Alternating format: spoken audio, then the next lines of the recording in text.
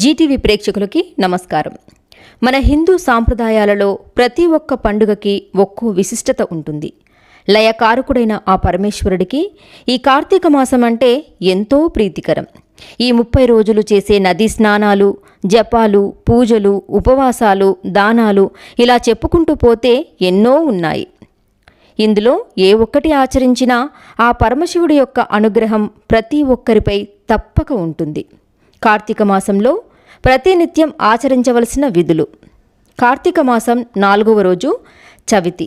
ఈ నాగుల చవితి రోజున పుట్ట వద్దకు వెళ్ళి పాలు పోసిన, సుబ్రహ్మణ్య స్వామిని ఆరాధించిన, సంతానం లేనివారికి సంతాన భాగ్యం, వివాహం కానివారికి వివాహయోగం కలుగుతుంది.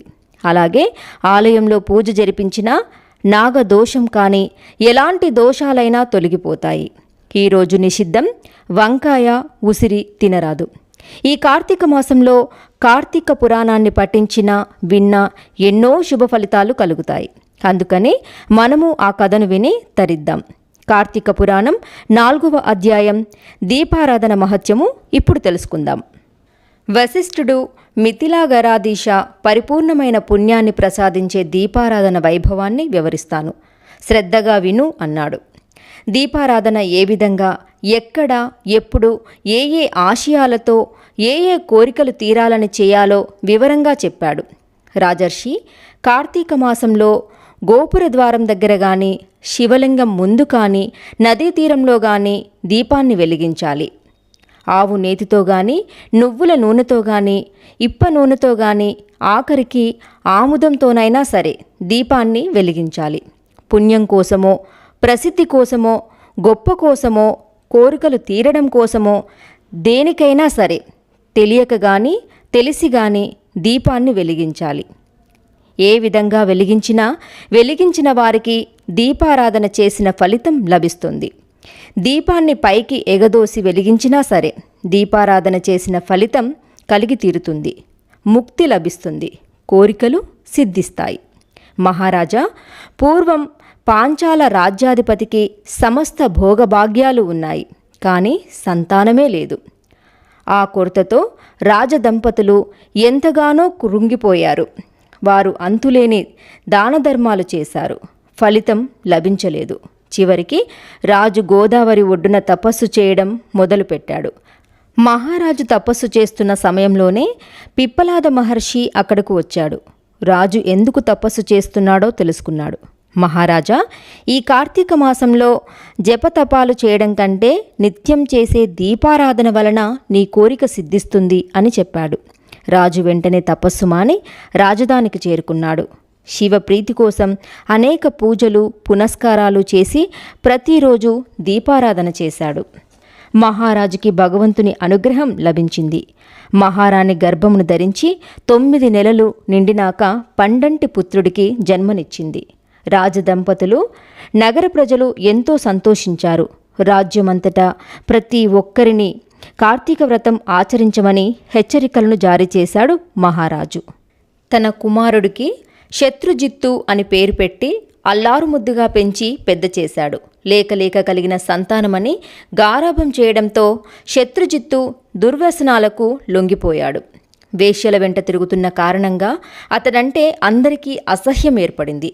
ఆ నగరంలో అందమైన ఒక బ్రాహ్మణ ఇల్లాలు ఉండేది. ఒకనాడు శత్రుజిత్తు ఆమెను చూశాడు. మోహపరవశుడై ఆమె వద్దకు వెళ్ళి తన కోరికను తెలియజేసి సురత క్రీడతో తనను ఆనందింపజేయమని అడిగాడు. అందచందాల ఆ బ్రాహ్మణ స్త్రీ కూడా రాకుమారుని అందచందాలకు మురిసిపోయి అతడి కోరికను అంగీకరించింది. ఆనాటి నుండి వాళ్ళు ప్రతిరోజు ఒకచోట కలుసుకుంటూ కామక్రీడలతో కులుకుతూ ఉండేవారు. క్రమంగా వీరి రహస్య వ్యవహారం బట్టబయలై అందరికీ తెలిసింది. ఆమె భర్త కూడా వీరిద్దరినీ గమనించాడు. ఎలాగైనా వీళ్ళని చంపాలని కక్ష కట్టాడు. సమయం ఎప్పుడు దొరుకుతుందా అని ఎదురుచూస్తున్నాడు. అది కార్తీక పౌర్ణమి సోమవారం. రాకుమారుడు బ్రాహ్మణ స్త్రీ శివాలయంలో కలుసుకోవాలని నిర్ణయించుకున్నారు. అర్ధరాత్రి నిద్రలేచి తన ప్రియుడైన రాకుమారుని కలుసుకోవడానికి బయలుదేరింది బ్రాహ్మణ స్త్రీ. అది గమనించిన ఆమె భర్త సమయం దొరికిందని కత్తి పట్టుకొని ఆమె వెనకాలే బయలుదేరాడు. పాడుపడిన శివాలయం కావడంతో కన్ను కనిపించని కటిక చీకటిగా ఉంది. రాకుమారుడు దీపం ఉంటే బాగుండేది అనడంతో బ్రాహ్మణ స్త్రీ వెళ్ళి తన చీర కొంగు చింపి వత్తి చేసింది. రాకుమారుడు అవతలకు వెళ్ళి ఆముదం తెచ్చాడు. ఆలయంలోని దీపపు కుందులో ఆముదం పోసి వత్తి వేసి దీపం వెలిగించారు. ఆ వెలుగులోనే వాళ్ళు సరస సల్లాపాలాడుకుంటున్నారు. తగిన అదను చూసి బ్రాహ్మణ స్త్రీ భర్త వారి వద్దకు వచ్చి వారిద్దరినీ నరికివేశాడు. ఆ తర్వాత ఆ కత్తితోనే తాను పొడుచుకొని మరణించాడు. కైలాసం నుండి శివదూతలు, యమలోకం నుండి యమదూతలు కూడా వారిని తీసుకొని వెళ్ళడానికి వచ్చారు. శివదూతలు రాకుమారుణ్ణి, బ్రాహ్మణ స్త్రీని రథం ఎక్కించుకొని తమ వెంట కైలాసానికి తీసుకెళ్లబోతున్నారు. బ్రాహ్మణ ఇల్లాలి భర్తని యమభటులు నరకానికి తీసుకొని ప్రయాణమైనారు. అప్పుడు ఆ విప్రుడు యమదూతలతో, సదాచార సంపన్నుడనైన నన్ను నరకానికి తీసుకుపోవడమేమిటి? చెడు ప్రవర్తన గల వారిద్దరినీ కైలాసానికి తీసుకుపోవడమేమిటి? ఇది మీకేమైనా బాగుందా అన్నాడు. చెడ్డవాళ్లను గౌరవించడమేమిటి? మంచి వాళ్ళను భరించరాని శిక్షలు వేయడమేమిటి అని ప్రశ్నించాడు. అప్పుడు శివదూతలు ఆ విప్రుడితో, నువ్వు మాట్లాడుతున్నది సరికాదు. కార్తీక పౌర్ణమి సోమవారం శివాలయంలో దీపం వెలిగించడంతో వీరు చేసిన పాపాలన్నీ నశించినాయి.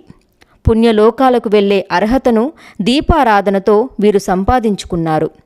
నువ్వు ఎంతటి సత్ప్రవర్తన కలవాడివైనా దీపారాధన చేసి పవిత్రులైన వీరిని వధించడంతో పాపం మూట కట్టుకున్నావు. అందుకే నీకు యమలోకం లభిస్తుంది అని సమాధానం చెప్పారు.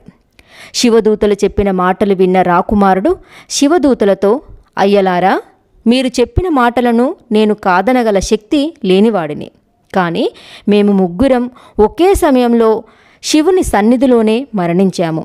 కార్తీక మాస దీపారాధన వలన మాలో ఈ విధమైన భేదం కలిగిందంటున్నారు.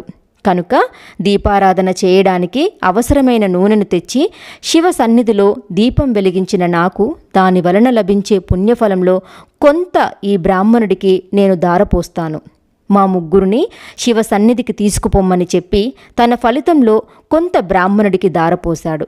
రాకుమారుడు చేసిన ఆ మంచి పనితో వాళ్ళు ముగ్గురు శివదూతలతో కలిసి కైలాసానికి వెళ్ళారు.